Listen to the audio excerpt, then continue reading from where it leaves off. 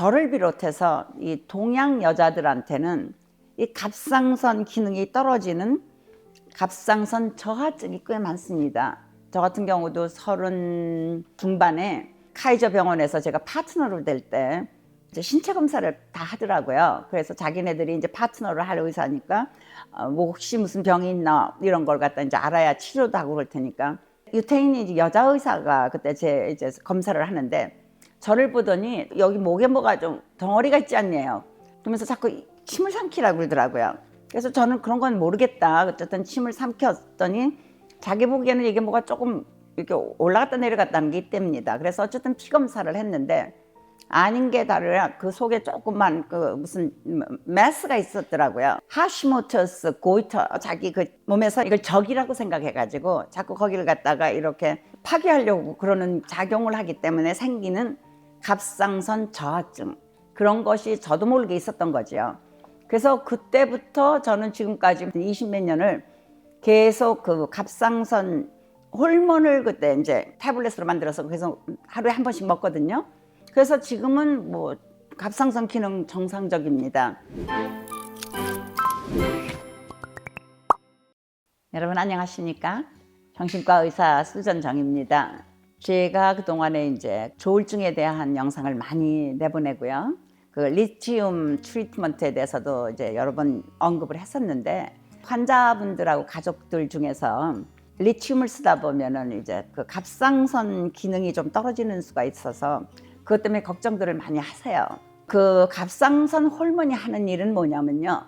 우리 몸 안에서 대사작용을 하는 겁니다. 그 메타볼릭 액티비티를 한다는 게 뭡니까? 우리가 먹은 것이 칼로리 돼가지고 우리 그거 가지고 그 힘으로 나가서 일도 할 수 있고 그 다음에 필요한 경우는 그 프로틴을 갖다 이렇게 만들어서 단백질 형성을 하고 이런데 이제 필요한 것이 갑상선 호르몬이고요. 갑상선 문제로 생기는 그 병이 모든 그 호르몬 계통 그 문제 중에서 가장 많습니다.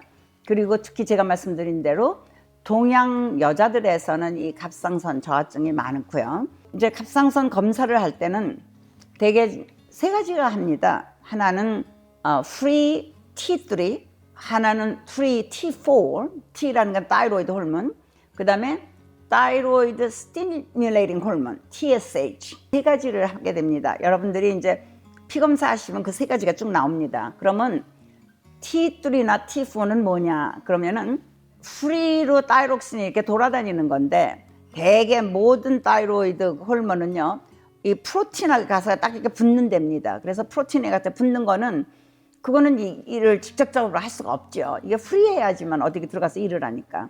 대부분은 다 붙어 있고 남아서 프리하게 돌아다니는 것이 T3가 한 0.3%. 그러니까 T3 0.3%만 프리로 있고요. T4는 0.02%, 굉장히 적은 양밖에 없습니다. 그래서 그거를 이제 재는 건데 본래 T4는 대개 T3로 이렇게 좀 바뀌어지는 거랍니다. 그런데 왜 T4가 중요하다면은 이 타이로이드 호르몬은 브레인에 들어가서 일을 하기 때문에 굉장히 중요한 거죠. 그래서 우리가 뭐 이게 T4가 줄어들면 우울해지고 그러는 것이 그래서 그런 겁니다. 그다음에 TSH는 몸 안에 타이로이드 호르몬이 줄어들었다. 그럼요, 이게 브레인으로 가가지고 뇌하수체에 가서 우리 저 혈액 내에 타이로이드 호르몬이 너무 줄었어. 그러면은 얘가 막 타이로이드 스티뮬레이팅 호르몬을 갖다 내면은 요 타이로이드 글랜드에서 그 다음에는 타이록신을 많이 만드는 겁니다. 그래서 이렇게 서로 이렇게 통하는 거죠. 그래서 우리 몸 안의 것이 줄어들면은, 그러니까 하이포타이로이디즘이 되면은 TSH는 올라갑니다. 그리고 너무 많으면 TSH는 줄어들겠죠.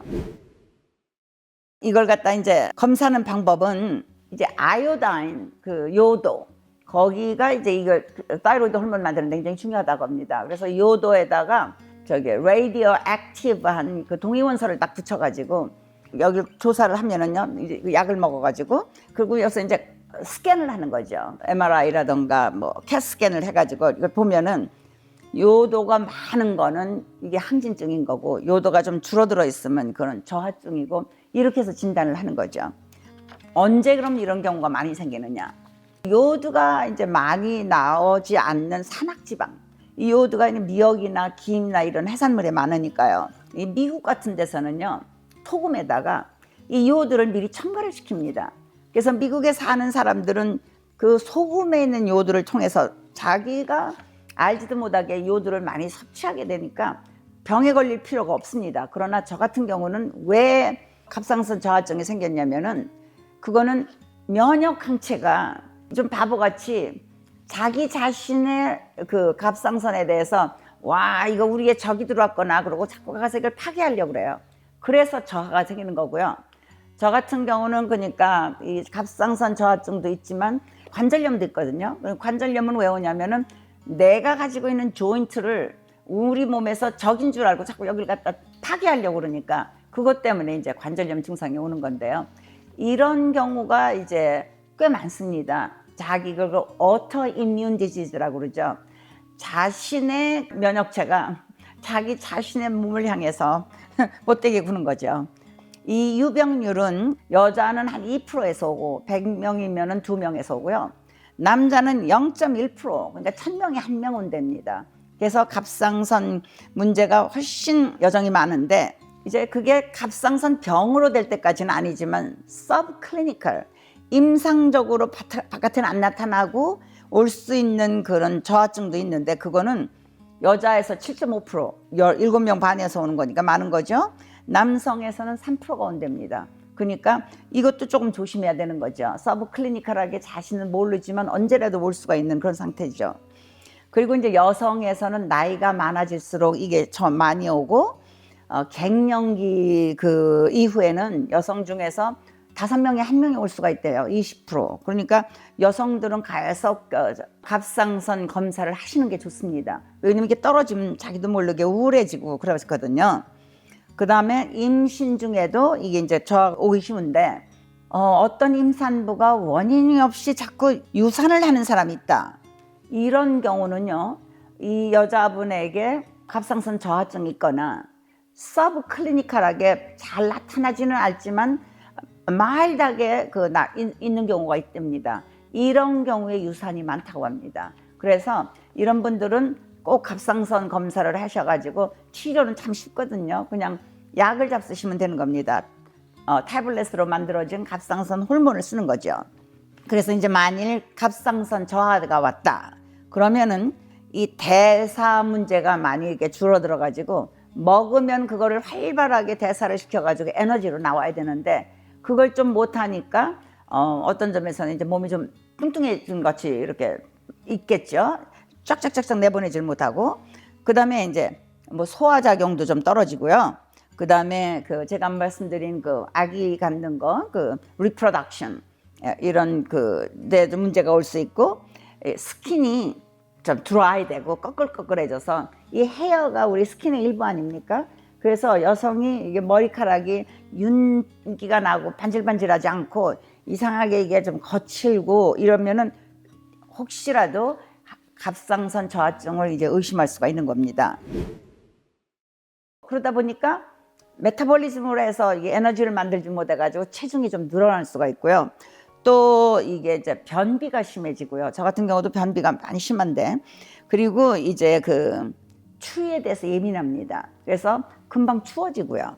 그 다음에 이제 스킨이 드라이해지고, 스킨이 문제가 있는 것 중에서 이 눈썹이 이 끄트머리 쪽에 이렇게 많이 이렇게 떨어지고 이렇게 벗어져 나가는 경우가 많다고 그래요. 월경이 불순해지고요. 그 다음에 이게 리플렉스를 하면은 텐돈이 금방 이렇게 리액션을 못하고 이게 잘 안 되고요. 이런 식으로 근육이라던가 그다음에 신경이라던가 소화기관이라던가 모든 것에 이렇게 영향을 끼친다는 것이죠. 대사만이 아니고. 그다음에 이제 서브클리니컬하게 그게 나타나지는 않지만 그 밑에 이렇게 잠재해 있는 그런 갑상선 저하증이 있을 경우에는요, 심장에 문제가 올 수가 있답니다. 그래서 갑자기 심장이 커질 수가 있고요. 왜냐하면 이 일을 자꾸 해야 되는데 기운이 없으니까 이게 자꾸 하다 보면은 커지는 거죠.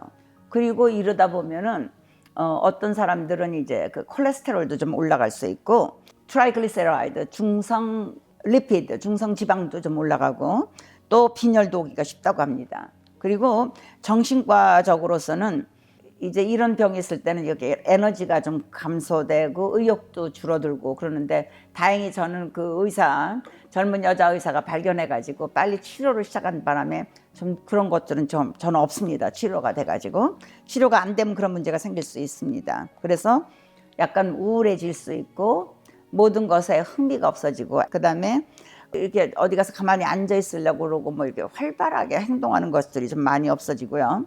오히려 생각하는 거라든가 이런 것도 좀 느리고요. 그래서 그 갑상선 저하증이 있는 경우는 몸 전체를 다 이렇게 영향을 주는 거죠. 그리고 이제 갑상선 항진증은 이게 문제가 좀 커집니다. 왜 그러냐면은 이게 막 불안하고요. 뭐 심장이 막 빨리 뛰고 쉽게 피곤해지고요. 왜 그러냐면 너무 이제 빨리빨리 막 대사를 해버리고 그러니까 이제 몸 전체가 힘들어지는 거죠. 그 전에 그 조지 부시 대통령의 아버지 부시가 이게 문제가 있어가지고 뭐 일본에 가서 뭐 어디 큰 향연하는 도중에 의자에서 이렇게 쓰러진 적이 있었지 않습니까?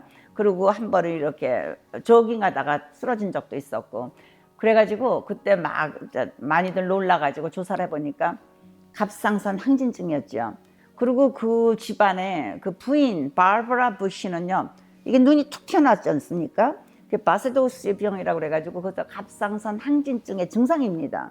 그리고 또 그 집안에 밀리라는 개가 있었는데 그 개도 또 갑상선 항진이 돼 있더래요. 그래서 이제 의사들이 놀래가지고 혹시 누가 이 집에 물에다가 갑상선 이걸 많이 요도를 너무 많이 보내는 거는 아니냐, 뭐 어떤 그 문제가 있는 건 아니냐 그랬는데 그런 건 없었답니다. 그런데 참 재밌죠. 그 어떻게 그 가족 전부 개까지 갑상선 항진이 돼 있던 그런 케이스가 있었죠. 이런 분들이 이제 치료를 받아야 되죠. 그래서 어떤 분들은 이게 여기에 튜머가 생겼으면 수술하는 수도 있고 어떤 분들은 여기다가 레디오 액티브한 그 동위원소를 넣어가지고 아주 부셔버리는 경우도 있고 근데 이제 그런 분들은 일생 동안 그 다음에는 갑상선 저하증이 돼가지고 계속 약물을 사용하면 됩니다. 이 갱년기에는 이제 타이로이드에 이게 인플라메이션, 갑상선 염증이 올 수가 있다고 합니다. 그래서 이 갱년기 후에 올 수 있는 그 갑상선 문제로는 특히 이제 어떤 게 문제냐면은 뭐 아기들 낳고 나서 산 어머니들이 그러니까 출산 후에 어떤 40%에서는 갑상선 그냥 저하증만 오고 한 30%에서는 갑상선 항진증이 오고 그다음에 항진증이 왔다가 그다음에 저하증으로 되는 것이 한 25%에서 있고 그러니까 한 4분의 1에서는 그렇게 되는 거죠. 그래서 아기를 낳고 난 다음에 이 갑상선 검사를 좀 자세히 하는 게 좋겠습니다. 그리고 갑상선 항진증은요. 타이로톡시코시스라고 이게 아주 독하게 이 톡시코시스라는 말까지 말을 하는데요. 이 많은 양의 그 호르몬을 나오기 때문에 그런 경우 이제 그레이브스 디지즈라고 그러고요. 또는 탁식 너질라 고이터라는 게 이게 덩어리인데 이게 이제 그 덩어리가 생기는 거고요.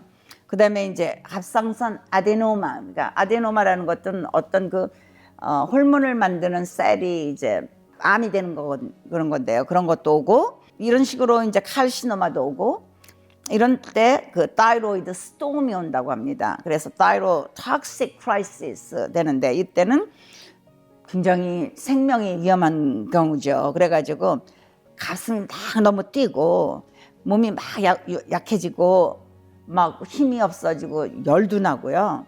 그다음에 막 멘탈 스테이트도 이상해지고 그러니까 이런 경우 빨리 발견해가지고 빨리 치료하지 않으면은 문제가 될 수가 있는 거죠. 그래서 항진증은 어떤 점에서 더 위험합니다. 이게 저하증은 뭐 별 큰 문제가 없었는데 그래가지고 이 하이퍼타이로이디즘은요 일반인에서는 뭐 0.5% 그러니까 200명에 1명 정도인데 이건 여성이 남성보다 4배로 많고요. 제 친구들도 여성들이 되게 더 많았습니다.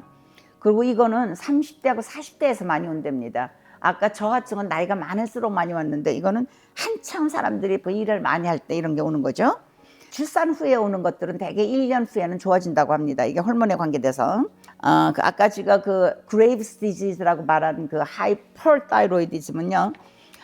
가족 중에서 이제 다른 오토이뮨 디지즈들, 면역 그 문제가 있는 사람들, 가령 예를 들면은 루푸스 에리토마토스라는 게 있는데요.